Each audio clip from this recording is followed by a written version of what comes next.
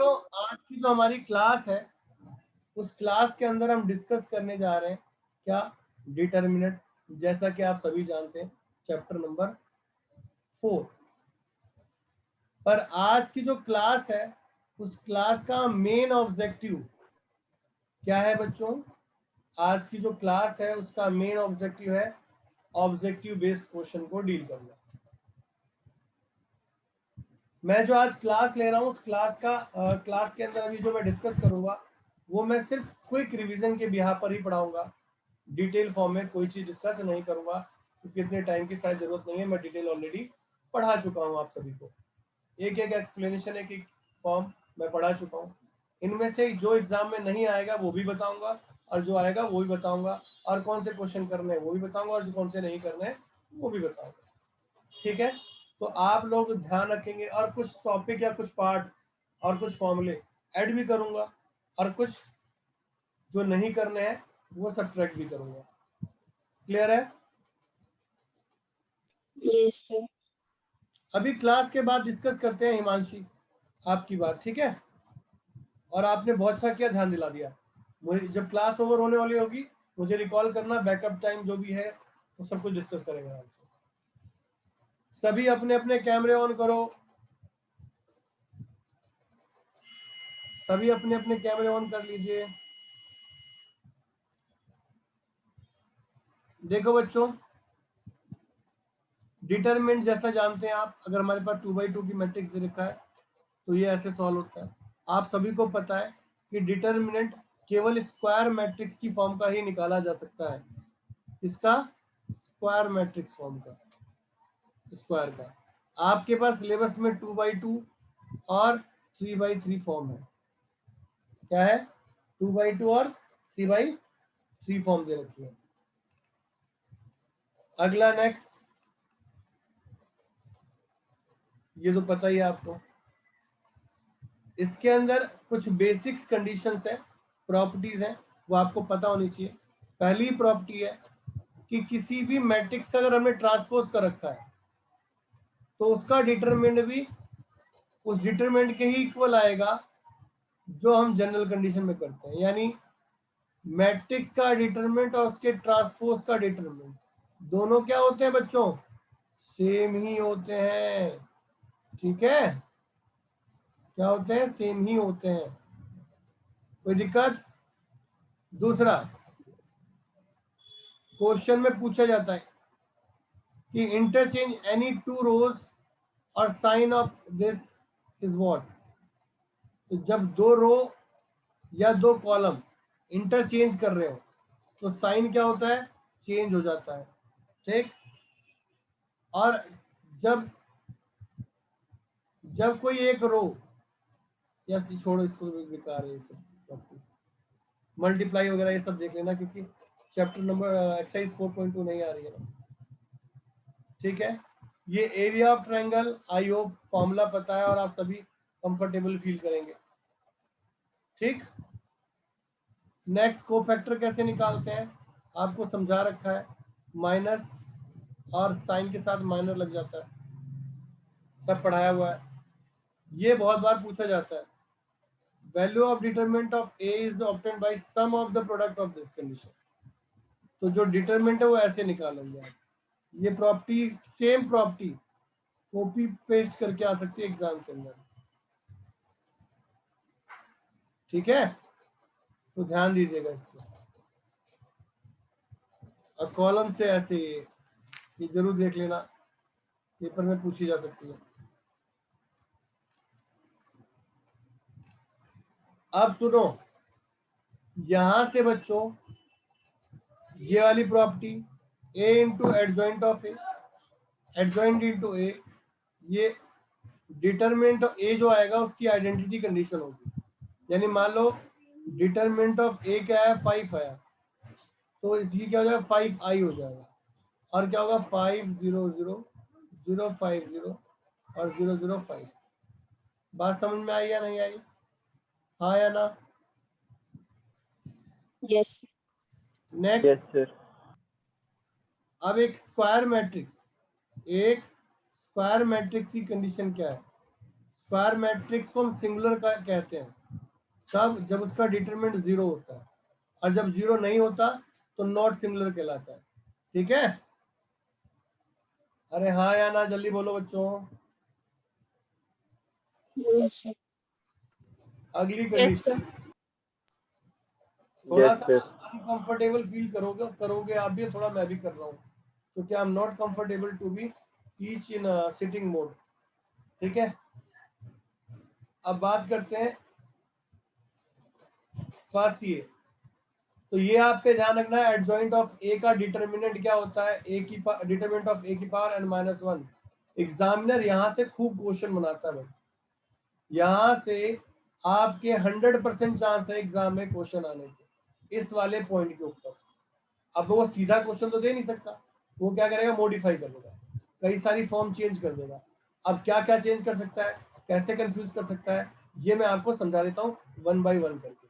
ठीक है, यहाँ से जो क्वेश्चन आएगा, अब आपको देगा वो a into adjoint of a का डिटरमिनेंट दे देगा, तो बताओ क्या आएगा, कौन बताएगा? अगर adjoint of Sir, a, A का determinant into adjoint of A का determinant. क्या A का determinant into adjoint of A का determinant और adjoint of A का determinant n-1 है। ये सीधा हो जाएगा a की power n, determinant of a की पावर n हो जाएगा। क्यों हो जाएगा? आप लोगों ने पढ़ा होगा कि ए बी का जो डिटरमिनेंट होता है वो a डिटरमिनेंट b डिटरमिनेंट होता है Yes, है। sir. अगर वो a into adjoint of a का डिटरमिनेंट करवाता है हमसे, तो इसका मतलब वो a का determinant into adjoint of a का डिटरमिनेंट करवा रहा है। अगर ये डिटरमिनेंट ऑफ a है और ये a की पावर n-1 है, तो ये क्या हो जाएगा, A n की होगा ना। power n, adjoint of A की power n. अब एग्जामिनर परेशान तब करता है ना, अब मान लो ए बी है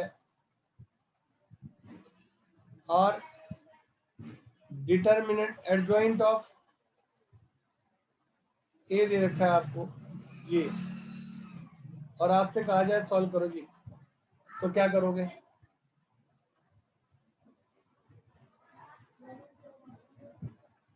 बोलिए क्या फॉर्मूला बनाएंगे, क्या कंडीशन होगी? ए बी सर हम A B ट्रांसपोज, सर पहले हम A B का डिटर्मिनेंट करेंगे कि A डिटर्मिनेंट B डिटर्मिनेंट, फिर एडजॉइंट ऑफ A का अलग से करेंगे, फिर adjoint A determinant B determinant करेंगे, तो मतलब कैसे A n आएगा इंटू B का डिटर्मिनेंट आ जाएगा ए का डिटरमिनेंट, बी का डिटरमिनेंट, और एडजॉइंट, एडजॉइंट A का अलग से डिटर्मिनेंट करेंगे। तो ये हमारा हम जब करेंगे तो A n डिटर्मिनेंट आ जाएगा इंटू B का डिटर्मिनेंट आ जाएगा। गुड गुड, ये ए की पावर एन हो जाएगा और ये बी का डिटरमिनेंट हो जाएगा। ठीक है, अरे क्वेश्चन पक्का आएगा बच्चों, ध्यान देना।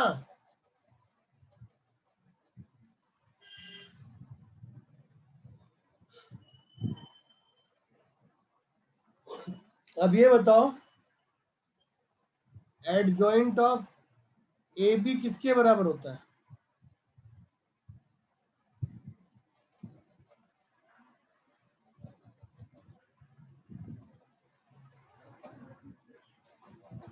एडजॉइंट ऑफ सर ए, बोलो एडजॉइंट ऑफ A B क्या बेटा? Sir adjoint of A n-1 into B determinant. नहीं, एडजॉइंट ऑफ बी और एडजॉइंट ऑफ ए होता है, रिवर्स होती है वैल्यू। अगर वो हमसे सेम क्वेश्चन करता कि एडजॉइंट ऑफ ए बी निकालो, तो ये क्या हो जाता, एडजॉइंट ऑफ बी और एडजॉइंट ऑफ ए हो जाता, होता ना। Yes sir, yes sir. और एडजॉइंट ऑफ जो बी है उसका अलग और ए का अलग।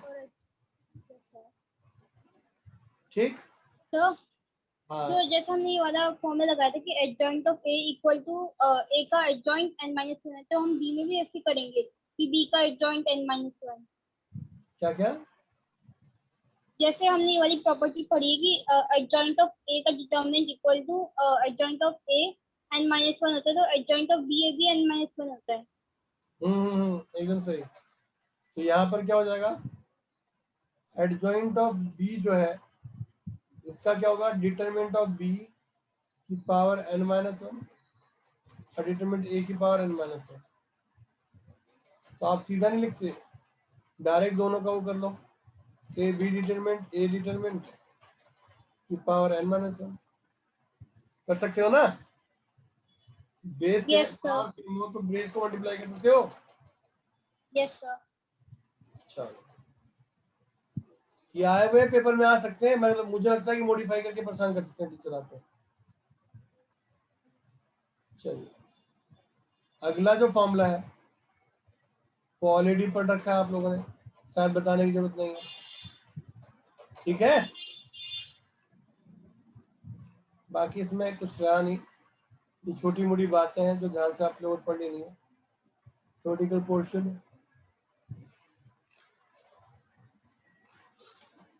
तो कार्यक्रम शुरू करें। ध्यान रखना 4.2 से रिलेटेड कोई भी क्वेश्चन एग्जाम में नहीं पूछा जाएगा। हालांकि डिटरमिनेंट की प्रॉपर्टी है कई सारी, वो जरूर पढ़ लेना, क्योंकि एग्जामिनर कई बार झटपा कर देता है। तो क्लास शुरू करें भाई, आगे की। Yes, yes sir. Sir. Yes.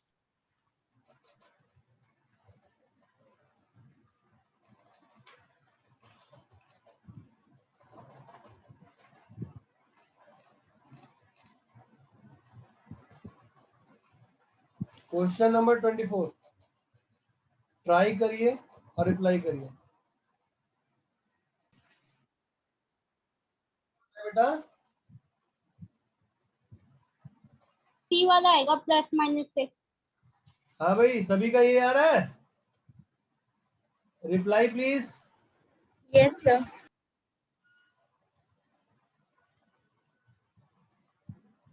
Very good. अगला क्वेश्चन 26, जरा ट्राई करो। Yeah. श्री, सभी का। सर एक बार ये आप करवाना, मेरा कुछ और आ रहा है। सर मैं अभी कर रहा हूँ सर, 1 सेकंड सर। गुड, शाबाश बेटा। इसमें है क्या ऐसा, आपके पास क्या है, -3 0 3 0 0 के, और ये वैल्यू 0 0 1। फिर क्या सिखाया था, हाफ इक्वल टू 9 दिया हुआ है। एक बार तो 18 करके चल, ±18 करके सॉल्व कर लो इसको, हो गया क्वेश्चन। क्योंकि मोड है ना, वो दो रिजल्ट देगा, यानी दो फॉर्म में होगा। तो सॉल्व कर सकते हो, डिटरमिनेंट निकाल सकते हो, करवाऊं। Yes sir. -3 0 के 0 0, अब कर लोगे।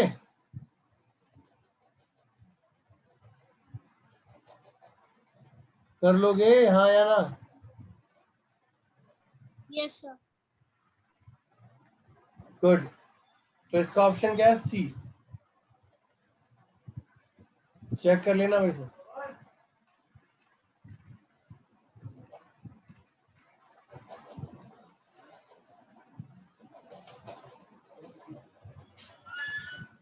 सर बोलो।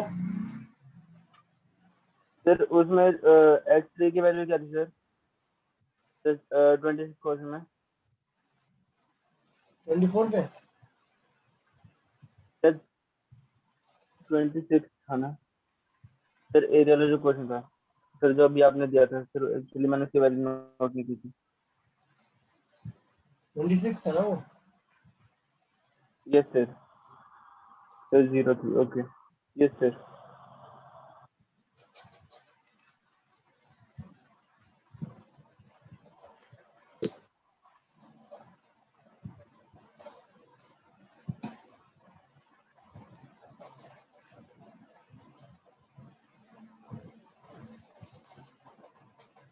सर हाँ बोलो। सर जो ये केस बेस्ड क्वेश्चन होते हैं कैसे आते हैं?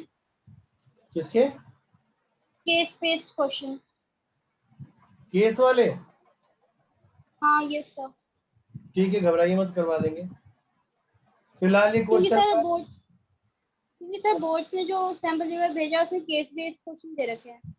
एग्जैक्टली जितने मोड के क्वेश्चन होते हैं, जितने रूट के होते हैं, उन पे केस लगता है, केस की कंडीशन बनती है, ब्रेकिंग प्रॉपर्टी के हेल्प से लगती है। वो पढ़ाऊंगा, घबराओ मत। फिलहाल ये ओके क्वेश्चन, सर। ये वाला क्वेश्चन ट्राई करें। Question number 33।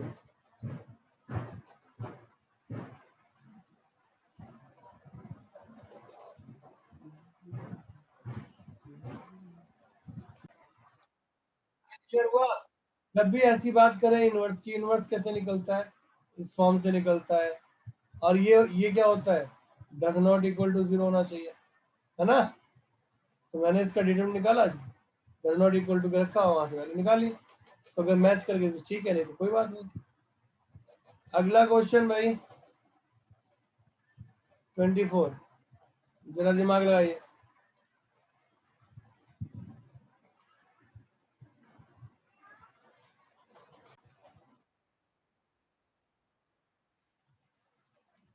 फोर्टी टू बताइए।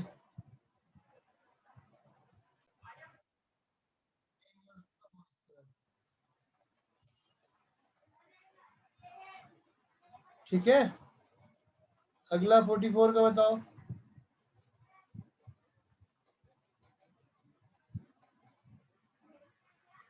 पढ़िए पढ़िए, स्टार्ट करिए, बताइए।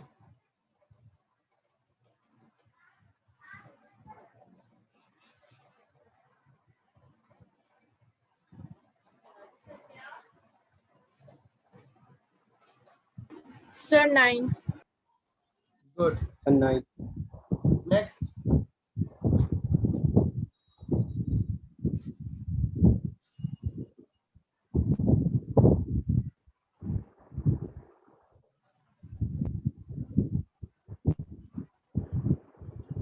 किसी बच्चे को समझ में नहीं आ रहा तो पूछ सकता है वो।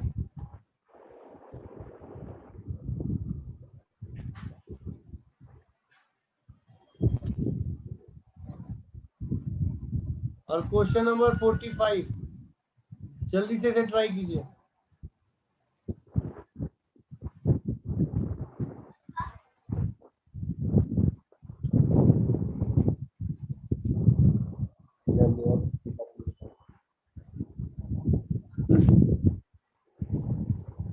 Sir, 0.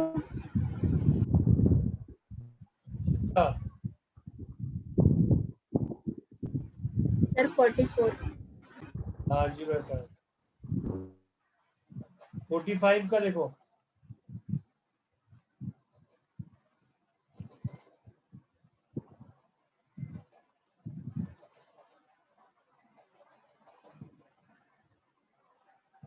सर क्वेश्चन नंबर 44 का क्या आंसर है?